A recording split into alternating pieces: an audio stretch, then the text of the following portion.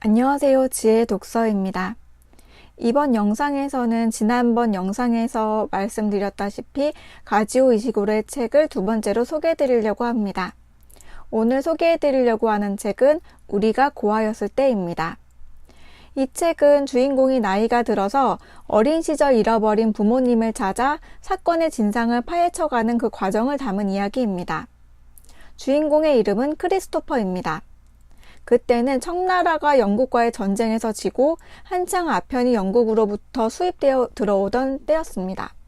어릴 적에 크리스토퍼는 영국인으로 중국 상하이에서 부모님과 함께 살았고 필립이라고 부르는 삼촌과도 가까이 지냈습니다. 그리고 그에게는 아키라라는 일본인 친구가 있었습니다. 어린 시절 그는 행복하게 지냈습니다.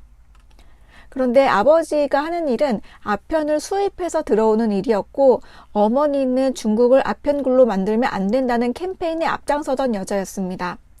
아버지는 어머니를 아주 사랑했지만 자신이 하는 일에 대해서 좀 창피하게 생각을 하고 떳떳하지 못하게 생각하는 그런 아버지였습니다.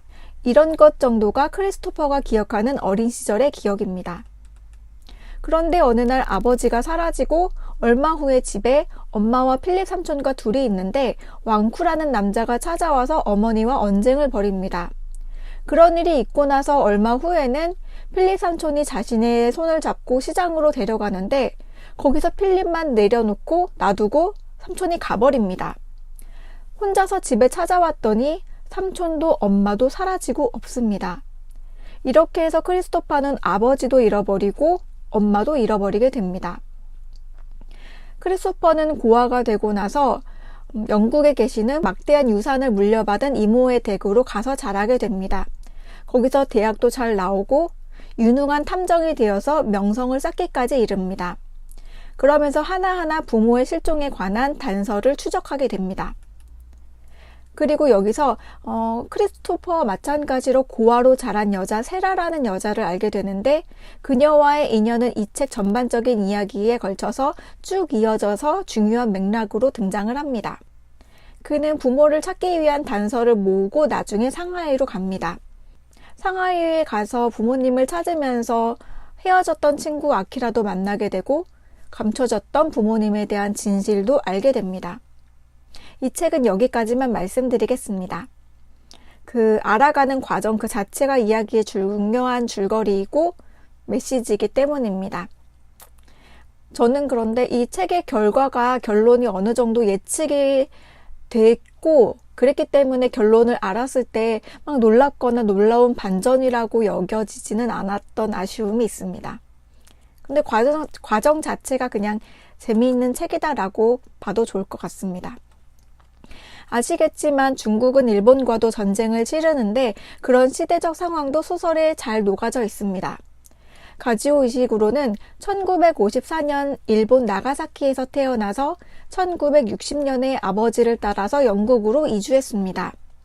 그는 어릴 적에 일본에서 살았을 뿐인데 일본에 대한 관념이 크게 자리 잡아 있는 것 같습니다. 그의 다른 소설 창백한 언덕 풍경이라는 소설은 일본을 배경으로 전후의 상처와 현재를 엮은 내용이기도 합니다. 이 책의 제목이 우리가 고아였을 때인 이유를 드러내는 부분을 읽어드리면서 오늘의 영상을 마치겠습니다. 책의 마지막 부분에서 세라에게 편지를 받은 크리스토퍼는 그녀가 자신이 원하는 삶을 살았을까 하는 의문을 갖습니다. 고아로 자란 사람은 부모에 대한 그리움과 열망으로 자기도 모르게 삶이 과거에 묶이기 때문입니다. 작가가 표현한 구절을 읽어보겠습니다. 우리 같은 사람들의 운명은 사라진 부모의 그림자를 오랜 세월 뒤쫓으면서 고아로서 세상과 대면하는 것이다.